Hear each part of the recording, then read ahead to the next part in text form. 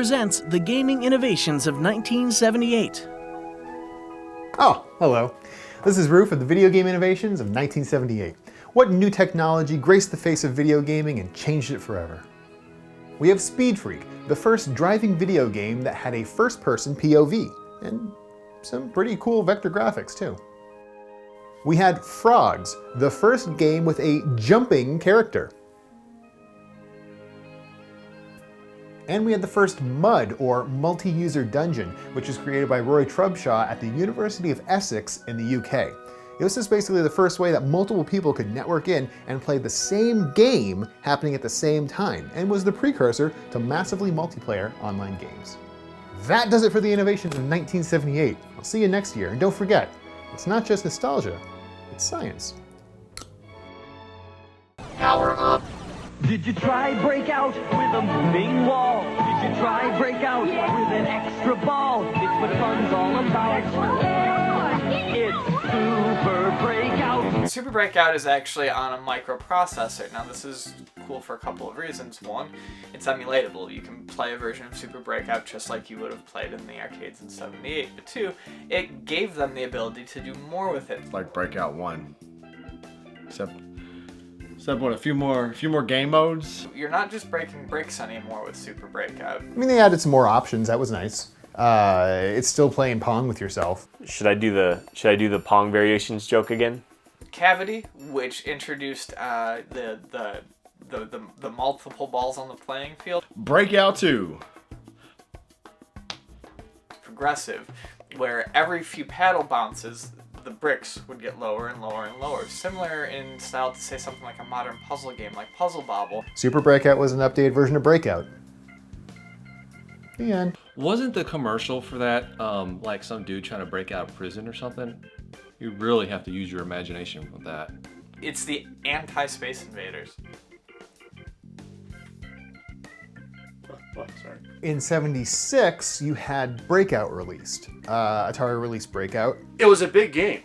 Yeah, because, you know, especially in the late 70s, you had Pong clones, you had space shooters, and Breakout style games was something different. In '76, you had Al Alcorn as project manager for Breakout, and one of the people working under him was Steve Jobs. It's interesting that Steve Wozniak and Steve Jobs worked on Breakout. Steve Jobs, you might have heard of. He was the founder of Microsoft. Pretty colors, bouncing ball, paddle, you know, simple concept. Brick bashing. He was tasked with creating a prototype of the prototype design for the game, which he did. The original Breakout was what they called a discrete logic game. Everything was done with the chips. What this means is the game is basically a machine. However, then he was tasked with a further imperative to take out more of these chips, the microchips that controlled the game, because those things be expensive. You can't really say emulate this on a computer because there's no code for it to interpret. Right. Atari promised to give him a bonus of $100 for every chip he could take out of the design. So after 4 straight days of work, Wozniak delivered, taking out 50 chips from the original design, and Mr. Jobs pocketed that and gave Mr. Wozniak half of his original sum of payment, $700 into $375. So yeah, there was that. Jobs kind of stiffed Wozniak on the bonus for making it happen. Bad. Wozniak's work on Breakout did inspire him in his design of the Apple II. And inspired their motives when writing their programming language for the Apple around being able to, you know, create games similar to Breakout on it. Came from Super Breakout. Yeah. Programming code. His version of BASIC, the basic programming language, Integer BASIC, which he put on there, definitely inspired, in turn, a lot of people to create their own games. I wish things that were called basic were actually basic. I mean, I nearly flunked out of high school because I took a programming class my senior year. That's actually not a joke. So basically what we're trying to say here is that you can trace all of Apple's success back to Breakout. Apple II for life. Be sure to download the Retroware TV app from the Apple App Store. Wink! The legacy of Breakout and Super Breakout you have games like, of course, the big one, Arkanoid, could be the best one of the whole lot. Breakout wound up innovating Japanese game development too. And we all know how that turned out. David Hasselhoff. You have Thunder and Lightning, which 4 people have played. Real gangsters program in assembly. What? Breakout, good hit for Atari. Good stuff, still good stuff. Insert coin.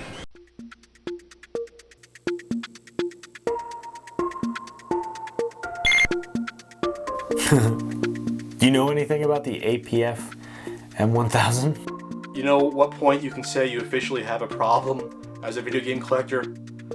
When you own an APF MP1000. It may very well be the very first 8-bit console. And we should say nothing more than that, because I know nothing about the system. If you can say that no one owned the RCA Studio 2, less than no one owned the APF MP1000. It's the best system ever. It's advanced. Throughout the 70s, APF released a lot of Pong clones, but it wasn't until 1978 that APF released their very first console with interchangeable games, and that is known as the APF MP1000. They weren't a huge company. They weren't Atari. They certainly weren't Magnavox. So when you put out a game console back then, it's almost like a crapshoot, because this is the first generation of game consoles. There's no one to copy off of. A really rare system, hard to find, but they had an attachment to it as well called the Imagination Station that would turn the system into a full-fledged computer, which is really cool for the late 70s. Which was a computer. Is very cool, and it let you code games for the MP1000. I have to be honest with you, if I was of age at the time to be into games, I would actually want that, but you would have to do that at the same time and entice me. You can't release a system with very little library and then release a really cool add-on a year or 2 years later and expect it to sell the system that didn't sell in the first place. Very short-lived, unfortunately, but did live on a little bit into the late 80s through Emerson. The game library was so generic. Games like Backgammon, Breakdown, Blackjack, Shooting Gallery, and Pinball/Dungeon Hunt, which would have been way more exciting as Pinball Dungeon Hunt. And again, I don't want to bash this system, but when you have a company come out with a system, you need a game that's going to, at least a couple of games, wow, I want to own that. When Emerson released the Arcadia 2001 system, they actually recycled a lot of their cartridges, and so the cartridges are interchangeable. They don't play on each system, but at least they're the same cartridge itself. They gave it their all. You have a fire button on the controller. The controllers are not that well put together. But at least the fire button is lefty friendly. It is lefty friendly. You have buttons on here. I don't know why I have this. I really don't. And even the Arcadia 2001 system itself was very similar to the APF MP1000. This is probably the last time a lot of you watching this will ever see one of these, so take a good look at the MP1000.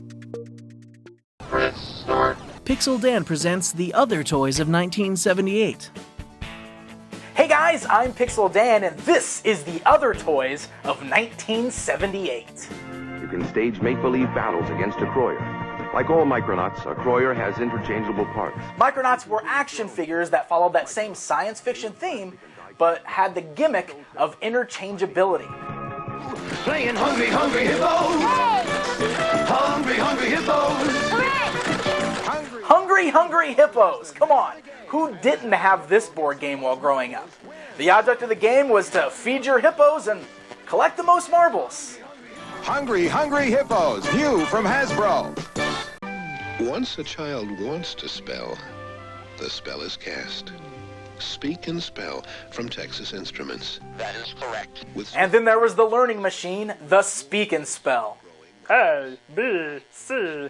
Yeah, you know, that thing that E.T. played with in the 80s. Yeah, that. The Learning Center of Texas Instruments. So there you go, guys. That's the other toys of 1978. Remember, video games aren't the only cool toys out there. You win. Round and round go the lights and the sounds. Simon picks up speed as he goes. Simon goes faster by leaps and by bounds. Simon wins by a nose. Push green, push red, push yellow, push blue. Push till you're blue in the face. The Christmas season of 1978. And guess what the #1 selling toy of 78 is? I know. What is it, John? Simon! Simon.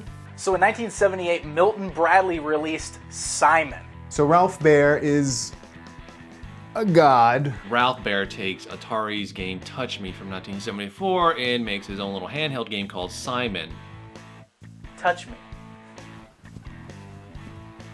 Ralph Baer kinda ripped off Atari for the concept of Simon.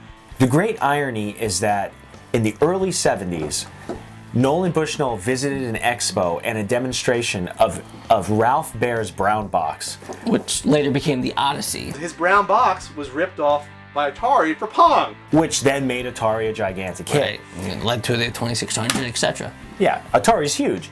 And then years later, Ralph Baer sees Atari's game Touch Me and then improves upon that and creates Simon. Revenge. All's fair in love and video games, I guess. Simon is a computer-controlled game. Yes, with 5 different ways of play. 5. It would spit out a pattern of colors and blips, and you had to match it. And obviously, the more you went on, the more difficult it became. It's 4 big, bright, colorful buttons. Red, blue, green, red. You guys know what I'm talking about.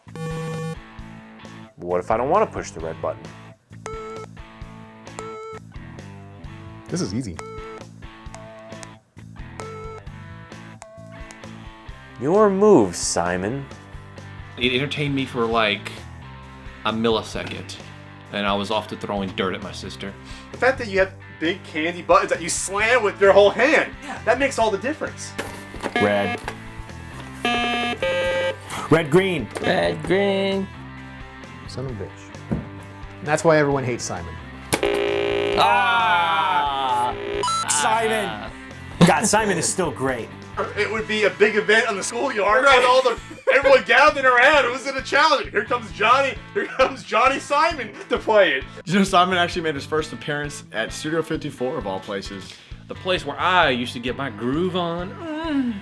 Simon, disco lights, Simon, lit floor panels. I get it. I can just imagine Cher and Mick Jagger cutting up lines of coke on it. Yet celebrities pushing Simon. I don't know why. And you want to play Simon? And it became ubiquitous. Well, not only just Simon, but the clones, many clones that came out with it. That same year, because it was so successful, a whole series of clone versions of Simon came out as well. Parker Brothers released a version called Merlin. Merlin had multiple games, but Merlin also had a Simon Says kind of game as well. Tiger Electronics released a version called Copycat. Copycat, huh? How fitting, you ripoff. And then Atari actually released their own handheld version of Touch Me. Simon was released in 78, and they're still making, to this date, 2012, versions of Simon. They sell the big one, they sell smaller ones because they don't need to have like weird 15-volt systems or whatever the freak they were. That's really showing the longevity of this product, and that's a sign of its success as well. Simon was a ploy. Oh God, here we go. Simon was a ploy. Red, green, yellow, blue, yellow. Yellow. There's gonna be a time when that signal's gonna go off and the children of the corn will rise again. High score. From what we understand, when Warner Communications bought Atari, there was a 7-year non-competition clause that you had to sign. That 7 years is up, if I'm correct, this year, in October of this year. 1st, 10 o'clock. Well, with the video game crash, Atari was looking really, really, really bad right now. By 1978, Warner Communications had purchased Atari.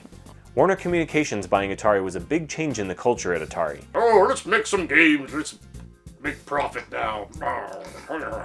For the first time in the history of video games as an industry, it had now become corporate.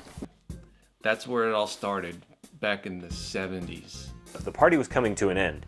It was like the end of a Fish concert. Hippies and drugs, gotta go. After the purchase, Bushnell was kept on as CEO, but The company was actually hurting pretty bad from their low Christmas sales back in '77. I mean, the 1977 Christmas sales were horrible. Is this boring you? It was a result of shipping problems that prevented Atari from getting all their stock on shelves in time for Christmas. There wasn't really any good games in the system yet. You had a glut of handhelds. The other problem was that there were too many similar products available. It's kind of like the confused grandparents setting out to buy their kids Transformers, but then they see GoBots, and they're like, forget it, we'll just get them rocking horses. Bushnell would have differences of opinion on certain things. His relationship with some of the more corporate aspects of the new ownership didn't really meld. And so he was, for all intents and purposes, fired from the company. He was fired on his own accord, and he was kept from working in the video game industry for many years afterwards. The Odyssey 2 came out with a keyboard and was billed as more than just a video game system. It's an education system, and your kids will be smarter and they'll be able to beat the Russians in boxing and go into the moon and stuff. Atari sees Odyssey with their fancy keyboard and their happy soccer moms with their educational software and thinks, yep, that's for us. Things with keyboards were thought of as for the more intelligent children. So to combat the Odyssey, Atari released their own version of the keyboard, but it was a little ill-fated. Despite that, they did release some pretty interesting titles. Let me look at what those were. Atari started releasing sports games to combat the Odyssey 2, and one of them was basketball. First time a 3D-ish perspective was used in a video game, and there was no comparison. The Odyssey version of basketball looked like balls, and the Atari VCS version looked less like balls. So there was no real reason to go and jump and get the system. They tried. They did a port of Space War. The very first vector graphics arcade game. But they called it Space War, and there was a space between space and war, unlike the original game that was simply called Space War. Warner, which actually did really well. Because of Space Invaders, they were actually able to sell 500,000 stockpiled VCS machines for Christmas of '78. And eventually made the Atari 2600 the biggest video game console of the late 70s, early 80s, until they inadvertently caused the crash of '83. But don't get ahead of me. Leonardo DiCaprio actually owns the movie rights to the story. He has the biopic in production, and he's had it in pre-production for the last few years. Mm-hmm. Can you imagine anyone better than Leonardo DiCaprio to play Nolan Bushnell? No, I can't. Coming up next on the Video Game Years.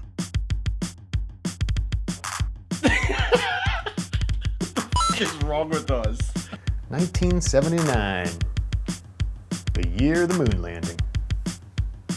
The Nicaraguan moon landing that they don't want to tell you about.